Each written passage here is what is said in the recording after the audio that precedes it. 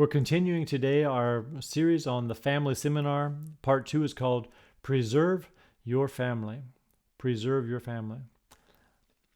We talked in the first sermon about the intentions of God, or how to live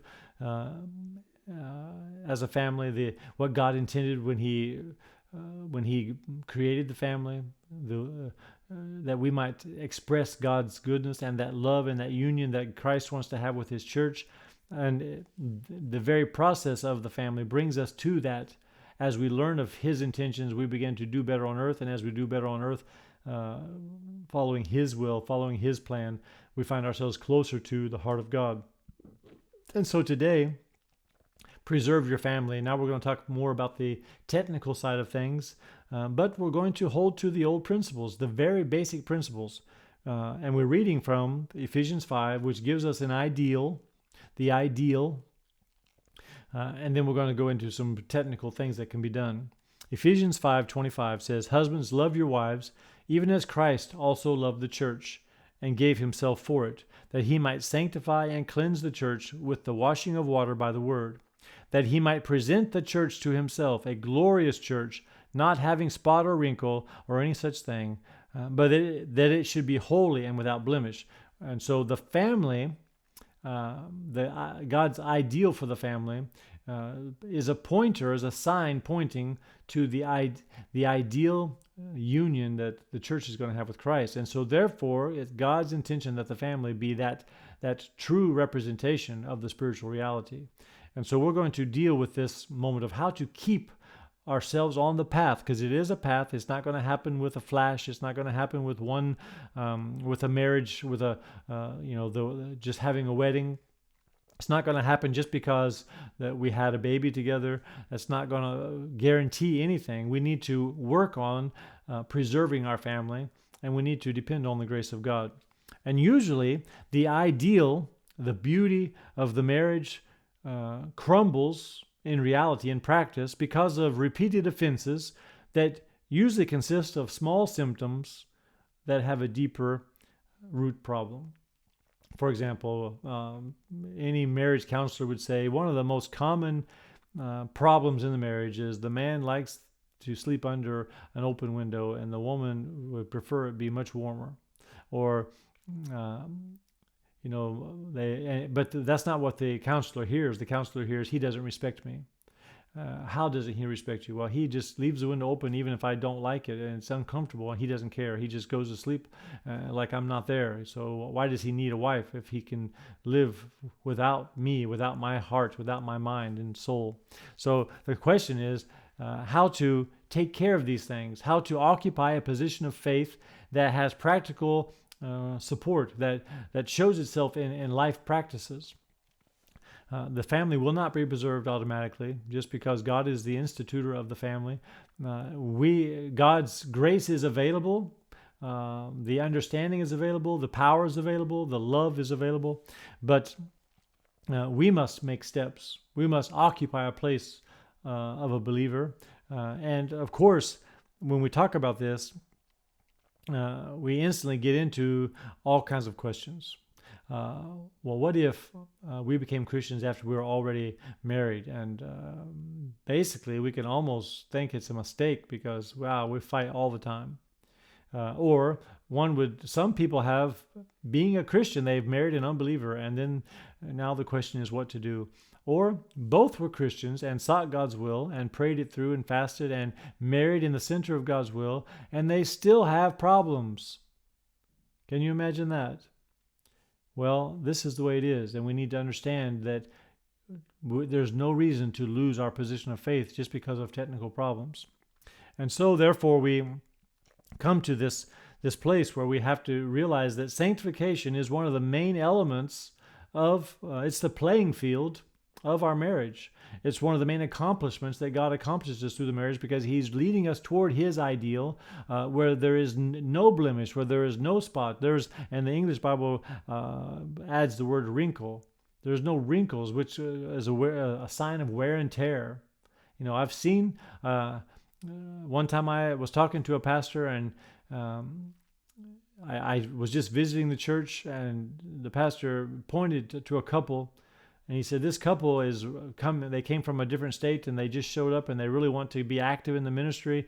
He says, what can you tell me by just looking at this couple? I don't know what he was thinking. I'm not a prophet or anything, but I saw it instantly. I don't know why. I saw it instantly. I said, let me just tell you, my guess is, I'm not judging anyone, not putting anyone down, but my guess is that wife has been offended at her husband and probably at everyone else for the last 10 years straight. It's on her face. It's written all over her. And the pastor his jaw dropped. He said, I can't believe that. He said, you hit it right on the head. That's exactly what's been happening. He said, I've been talking to them, trying to help them, and they want to be active, and I'm not really certain if I want that kind of problematic couple on the team. And he said, you hit it right on the button. I said, it's written all over her face. She's been offended almost constantly for the last 10 years, that's for sure. And this is a problem. And if you get down to the depths of it, it's about being selfish. It's about someone having preferences that were not being fulfilled. Someone not caring what the other thought, just wanting what they want. And so it's time that we look at the marriage as a grand opportunity to fine-tune our soul, to become sanctified, to die to ourselves, and to learn to love, to serve, to cherish, stepping over our own soul at times. And of course, knowing that grace is always available. If you run out of love, you can always ask God to fill your heart with love. If you run out of ideas, you can ask God to inspire you. If you're tired, you can find strength in prayer. And so we should stick to the map, the intentions of God, the direction of God, no matter which way the road of our relationship turns. No matter if you have a flat tire every 5 years, it doesn't matter. Think about this. With the grace of God, wherever sin tries to abound, grace much more abounds. And so we're going to talk today about what we can do. This is from our part. Of course, we need God's grace. It's His power, it's His life, it's His love. It's His institution, and we need to know that. But how can we preserve our family? First of all, point one is learn to value your partner and your children. Value your partner and your children. Value your partner and your children. And don't think too much about that. Just do it. What, David, you don't understand how often she cries and fusses and throws fits and stop. Value her as a person. God does. Jesus died for her as a person. So that takes away your control over the whole situation, your judgment. He loved her, and you have to do the same or you'll not be on His side. So value your partner and your children. Psalms 127, 3-5 says, Lo, children are an inheritance or a heritage of the Lord, and the fruit of the womb is His reward. As arrows are in the hand of a mighty man, so are children of our youth. Happy is the man that has a quiver full of them. And this is not saying you have to have lots and lots of kids. This is just saying that it's good to have children. That's one of God's determinations, that man should come together with woman and they should have a child. And that's what we call a family. It's not to be despised. It's not to be avoided. And those who are avoiding this but yet wanting to live in their own lust but not wanting to actually go the right direction, of course, the right direction has questions. There is people with sick bodies. There is people who haven't found agreement, with having children. We're not going to control that at all. We're just saying that let's accept God's determination of what is good and right. And it's good to have a family. It's good to have a family. They shall not be ashamed, but they shall speak with the enemies in the gate. So you'll have a boldness. There's an enrichment. There's a strength that comes that when a man enters into the family setting. And then we jump over to 128, verse 3, and it says, Your wife shall be like a fruitful vine by the sides of your house. And that's not just having children, but fruitfulness means she produces that atmosphere at home of warmth and love and strength. It's a positive, constructive attitude. It's an atmosphere that she creates, the creativity she brings, and your children will be like olive plants, and olive plants were a symbol of blessing. It was, much monetary blessing came out of the olive oil being pressed, and but it was a sign of being having prosperity. And that's not just a physical thing, but it's also a soulish thing. So they'll be like olive plants around your table. It'll be an enrichment. And I can say that's true. My 5 children are certainly an enrichment, and my wife is certainly a fruitful vine. She is a wonderful mother, and she has put her gut and her heart into working in the house and keeping things clean and feeding and homeschooling. She's been responsible mostly for all the homeschooling of 5 children.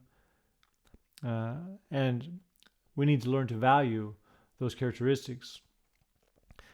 It's hard to do that when all you can think about is the negative side of one of their problems or one of their weaknesses, one of their insecurities. And I've had to struggle with that myself. Looking at one characteristic, I've annulled everything else. There's certainly no reason to do that. Let's keep ourselves under control and learn to value our partner and our children. Children feel when it's voiced that they were a mistake in the first place, or they feel when a father of 8 children one time said, "Oh, he wished he if he hadn't have been in a legalistic church, he would have never had 8 children." So the last 3 or 4 children are doubting whether or not they should even have existed or not.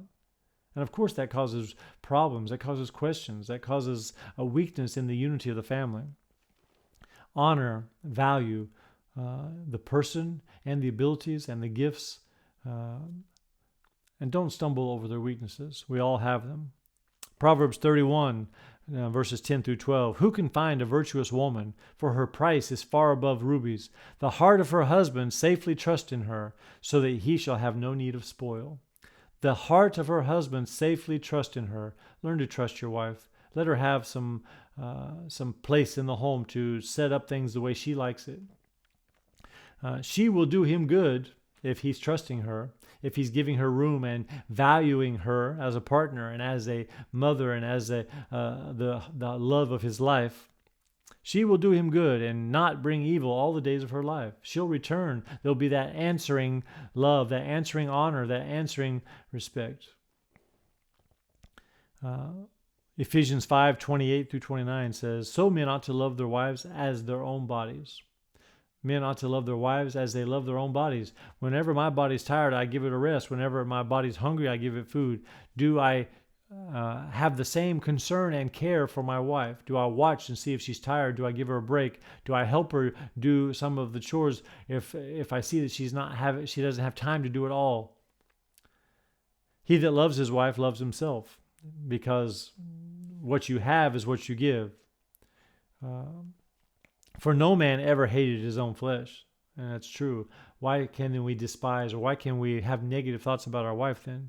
But he nourishes and cherishes his own body. Just like the Lord cherishes the church, why don't we cherish our wife? 1 Corinthians 7:13 to 14 says that a believer can sanctify the unbelieving spouse and the children. The believer's Christian life, faith, the goodness, the love that's in that believing partner in the family can provide a opportunity. It cannot save them, but it can provide that separate opportunity, that first class opportunity for them to know God. And we need to know that we can value an unbelieving husband. We can value an unbelieving wife for who she is as a woman, who she is as a cook, who she is as a person of some talent or a gift. Of course, there'll be a lacking moment unless you have unity in the Spirit, but you can still value the man. The head of the house is the man, whether he's a believer or not. God says the man has been given the abilities as being a man to take that responsibility, to break through, to provide. And if he's doing a poor job, you keep reminding him, you keep helping him, you keep blessing him, you keep praying for him. Don't take his place. Don't take his place. Yes, for a time you may have to make more money than him if he's not doing that. Or for a time you may have to be leading the kids in their spiritual exercises when the husband doesn't. Maybe so. But be sensitive, and if only he will be the head, let him be the head. Don't take over. Value your partner and your children. Use positive descriptions of each other at home and abroad. Use positive descriptions of your spouse and of your children, even when you're embarrassed by some of their behavior or some of their preferences, keep your personal criticisms in a constructive file at home. Keep your personal criticisms in a constructive file at home. Not a black book, a constructive criticism file. There are times, the next point will show why we do that. But negative jokes about our children, negative jokes about our wife or our husband also carry with them a negative connotation. And there's nothing clean and good about that. You say, well, I didn't mean it. Well, don't say it then. It's better to stick to the positive when you're, unless we get to the second point. And the second point is tune-ups without fights. Tune-ups, but not the fight. We're not fighting, but we're tuning up our relationship. We're talking about, and sometimes there's a little bit of emotions in it as we talk it out. Sometimes there's hurts, there's crying, but there's not a fight because both of us want to preserve our family. Both of us honor each other as far as we want to. You're the only spouse that I ever dreamed of having. I don't want another spouse. I don't want another wife. I don't want another husband. But there still needs to be tune-ups. There's still things that we do because we're of the flesh. We say too much. We understand things wrong, and we get upset. And so tune-ups, but not fights. Ephesians 4:26 says, "Be angry and sin not." So the emotions can be, but don't let them rule what you do. Don't let them make you act in the flesh.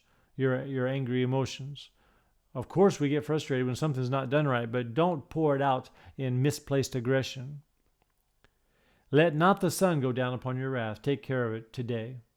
And that's not saying that if you go to your pillow and you haven't decided between you what's going on, you haven't reconciled, then you're in sin. It's just saying you're going the wrong direction already. If you push it off, if you start being silent and give your husband or your spouse the silent treatment for 2 months in a row, you're on the wrong path. You're creating barriers. You're creating disease in your family.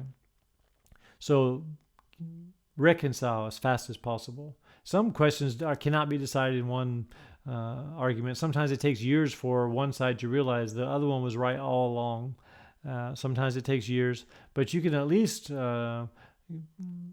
take care so that when you go to your pillow at night, you have no anger burning, you have no hatred, you have no complaints. You've given it to the Lord, and you've maybe tried to do your part, and then you go to bed and say, Lord, work it out. Proverbs 17:9 says, "He that covers a transgression," and we're not talking about he that hides a theft or a fornication. We're talking about he that covers a transgression or a work of the flesh or a mistake that's made or extra words, extra emotions. He's the one that's seeking love. If you're able to cover a transgression, which means don't notice it, don't jump on every problem a person has, because people have problems. You have problems. I have problems. Don't jump on everything quickly and criticize it. Let some things pass like you didn't hear it. You don't have to jump on everything. Like one guy said, you don't have to kick every dog that barks. But he that repeats a topic, or an instance that happened, a mistake that happened, he that repeats it or harps on it, he that blows it out of proportion, he separates even the best of friends. So you can ruin a friendship easy. You can ruin your marriage by harping on things. And when we say harping, we mean constantly reminding, constantly nagging and saying, remember you said that. Remember 10 years ago you said this. And those things, they cause division. And so, yes, we do need to talk about things that don't need to be said, approaches that are not the right approach, that don't bring the desired results. We need to find out what makes our spouse tick. What brings them joy, what brings them, what sets them off in fear and insecurity. And don't push those fire alarms. There's no reason to push a fire alarm in your own home. Ephesians 6:4, and you, fathers, do not provoke, do not irritate, do not bully your children to wrath, but bring them up in the nurture and the admonition of the Lord. Colossians 3:21, do not provoke your children to anger, so that they will not become discouraged. Sometimes children are broken. They stay away from their father because he's rough on them, or they stay away from their mother because she's always harping on them. And so they try to stay safe in their room and they run off with their friends. And it's anti-family because there's no communication. We're not even noticing. Oh, I have no idea what's on their mind. I don't understand them, and we don't even want to make a tune-up.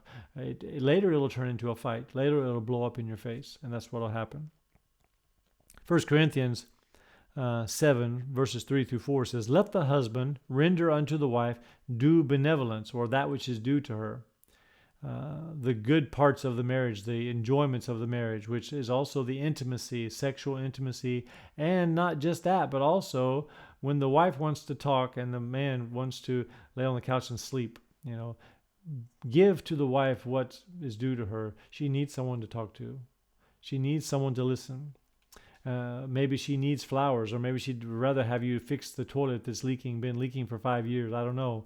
But give her what she needs to be satisfied as a wife, to feel desired, to feel like she has honor and respect. And likewise, also the wife give due benevolence to the husband.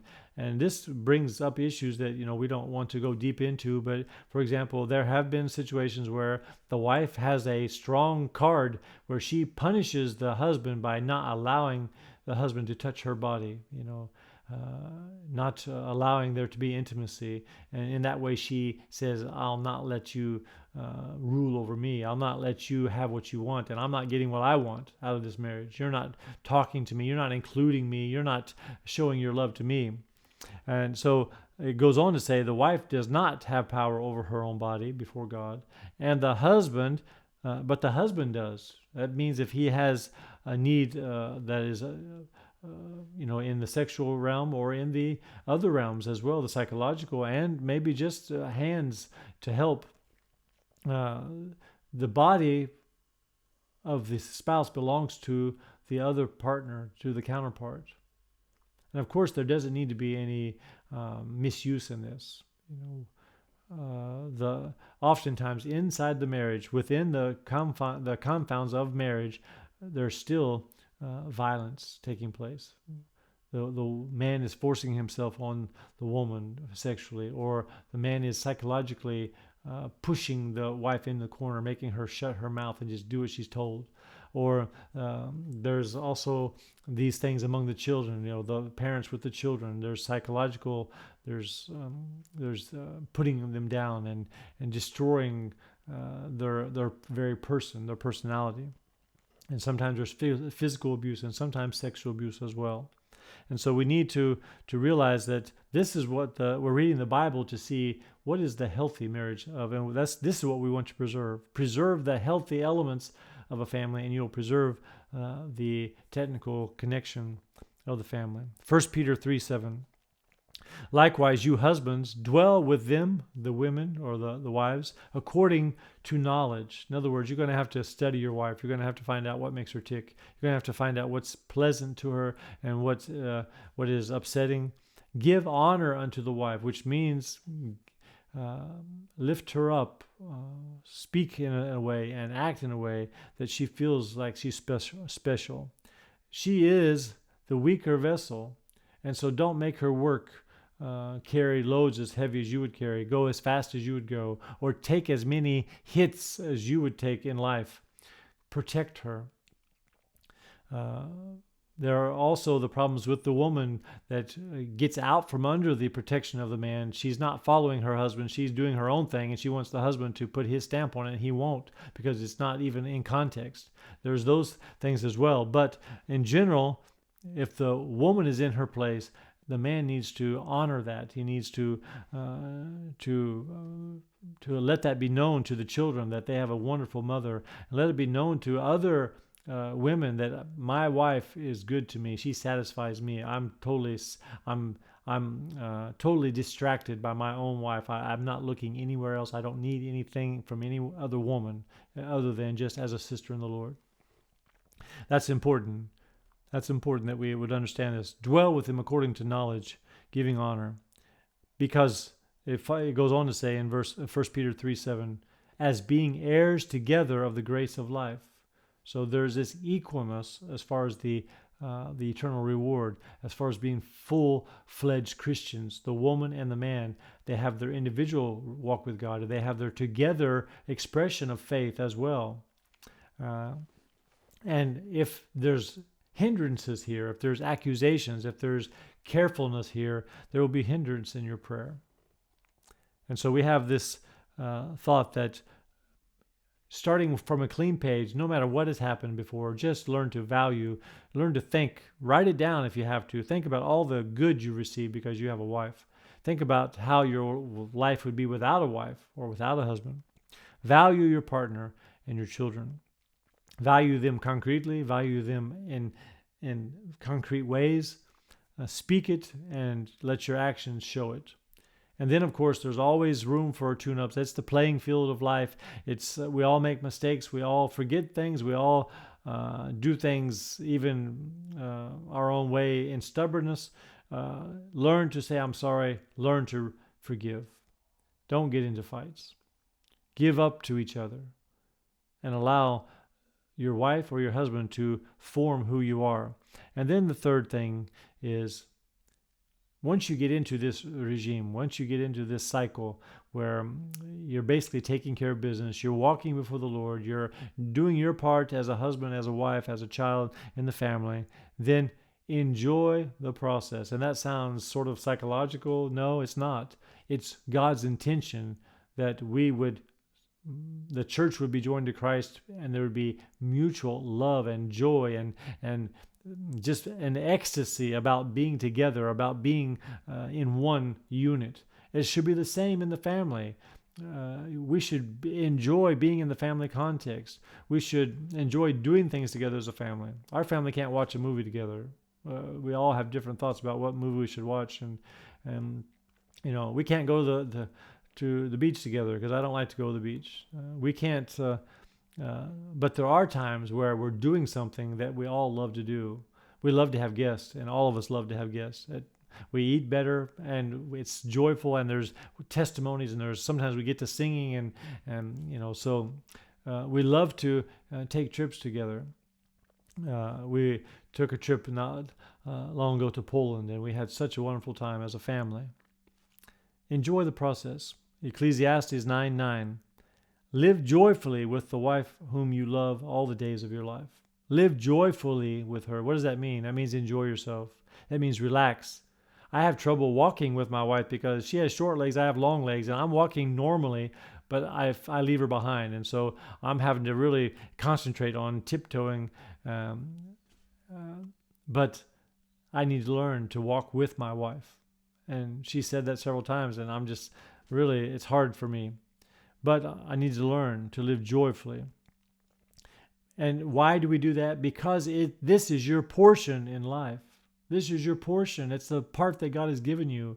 It's the playing field where God's going to work on us, and He's going to fill us with this joy, fill us with this eternal things, with this peace that passes understanding, with this connection that we have. The union we have with our wife is directly connected to the union that the church is going to have with Christ.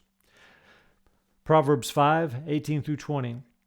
Let your fountain be blessed. This is talking about the seed of the man, and it's talking about rejoicing with your wife, with intimacy. Yes, it is, but it's also has to do with psychological fountain, of the words you say and of the expressions of love that you present to your wife. Let her be as the loving hind and the pleasant roe. Let her breast satisfy you at all times. It doesn't mean have sex all the time. It doesn't mean that. This is just the phrase of the day that means be in ecstasy about her beauty. Feel confident that you have the one that fulfills all of your needs. This is something you need to work on because physiologically, you may see someone more beautiful than your own wife. But never even think that she would be a better wife. There's absolutely no guarantee of that, and I don't want to say anything against anyone else's wife, but my wife is the only one that I would even consider being with. So be satisfied with her body. Yes, if she's a little bit fuller than some other bathing suit issue, or if she's a little bit too skinny because of some problem with her health or whatever, it makes no difference. When my wife started having children, she would lose some hair, and she was worried that she was exaggerating. But she said, "Maybe I'm going to go bald. Then what are you going to do with me?" I said, "I'm going to love every bald spot on your head." That's just I mean, we've already passed that. Yes, when we were both 25, of course oh, the body. It makes me tingle just to hold her hand. But now my hand doesn't tingle when I hold, but it's good and right, and it's clean, and it's what I want, is what I need. I want to be with her. No longer makes any difference if the teeth need work, or if there's wrinkles on the face, there's gray on the hair. It makes no difference. And if there's a lot of comments about this and the woman is insecure, then you're making some wrong choices. Enjoy the process. Don't take away from the enjoyment of it. And then it goes on to say, and be ravished always with her love. In other words, be excited about her answering love, her answering kiss, her answering caress, her answering embrace. Be satisfied. Feed on that. Enjoy that. Hold each other tight. Walk hand in hand. Yes, we still do that with my wife. We still walk hand in hand. We don't have to. We can sit across the table from each other. When we're at the church dinners, we don't always even sit together because she's busy serving and I'm busy talking, and we go around in circles. But that can't be for long. We always seek each other out. So be ravished with her love. And that's not just sexual things. That's being ravished with her presence, with our connection. I like our connection. I like the fact that we're together, that we belong to each other. She's mine. And then it goes on to say, okay, you're not listening, so hey, why would you, my son, be ravished with a strange woman? Why do you keep looking at that other woman like she's more beautiful? Why do you keep thinking she's sweeter than your wife? Stop it. You're breaking the commandments of God. It's a sin. Oh, I haven't touched her. I haven't slept with her. No, you're already desiring something of a fantasy beyond the reality of what you have and what you've been able to accomplish with your own partner. Ephesians 5:31 says, "For this cause a man shall leave his father and mother, and shall be joined unto his wife." And I have to say this because I've seen so many grandfathers, so many grandmothers, usually the grandmother, but not always. Sometimes the mother-in-law, the father-in-law, they get too involved. They start they don't like the decisions that their kids are making, so they try to help them be wise. And the kids don't want to be wise. They want to make their own mistakes. It's wise if the kids would learn to listen to their parents, but the parents can't decide what kind of original plan will be from God for this family. And so therefore, you need to leave your father and your mother, which means you enter into a different sphere where you and your wife will decide, okay, that's fine. That doesn't mean you don't listen to the advice of your parents. You can listen to advice. You need to listen to advice of spiritual people in general. But be joined to your wife. There's times when the wife is joined to mommy and daddy, and when she fights with her husband, she runs to mommy and daddy. Mommy and daddy send her back to her husband.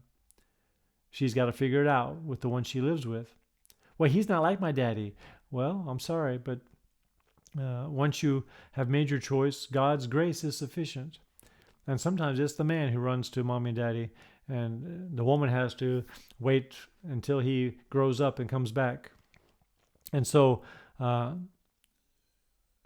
when we begin to enter into this whole process of valuing our partner, and we have to do it with strength. We have to do it with the inspiration that God gives us by faith. And whatever is not in accordance to that, for now, we're going to work on that. But we're coming to this where we're going to completely value each other. We're going to raise each other up. We're going to support each other. And then we're going to take care of whatever keeps repeating itself and keeps causing problems. We're going to deal with that, but not in a way that's a fight, but just a way that like cleaning the dust, like mopping the floor in the kitchen. It needs it from time to time. It's no big deal. It's just life. And in general, we want to enjoy.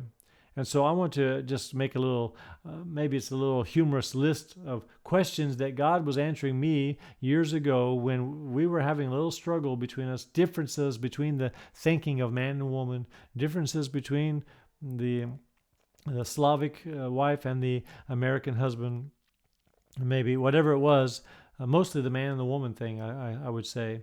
But a lot of it is just the selfishness of one partner or the other. And this is the questions that God was asking me, and he was asking me to change the way I handle these things. And maybe some of them I still need help on. You can ask my wife. Why should you step on her opinions? Why should you ignore her preferences? Why should you laugh at her mistakes? Why should you criticize her ways? Why should you ruin the atmosphere of your own home? And then this question, why do men hang kitchen cabinets to suit their own height and not their wives'? I'm probably the only one who ever did that in life. I'm dumb. It didn't work very well. We had to reset them. Why don't I fix the toilet the first time, she asked, instead of waiting for years while she continues to see me as the one who does not fix what she needs to fix. But then I began to answer to God, saying, Lord, but why do women insist on fussing about what can't be changed anyway? And why can't they just do one thing at a time instead of start 5 projects and never get any of them done?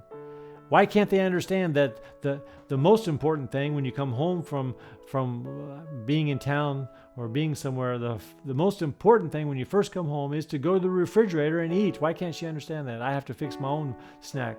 And then she finally comes out of the bedroom after changing her clothes and after dusting a little bit here and there, she starts making dinner. Why can't she see that I need to eat? See, I'm just saying these things to show you how silly things can be, how immature one spouse or the other spouse can be. And in this time of being upset at your spouse, when you're upset with your spouse, be careful.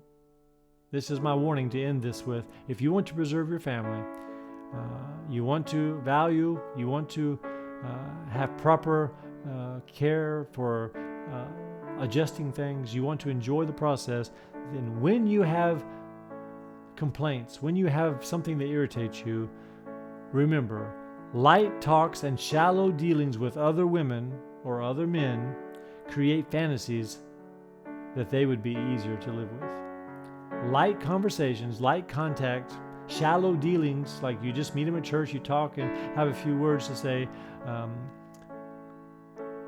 with the opposite sex that is not your wife, not your husband, causes a fantasy that makes you think that I want to leave my wife. I would rather be with one like that.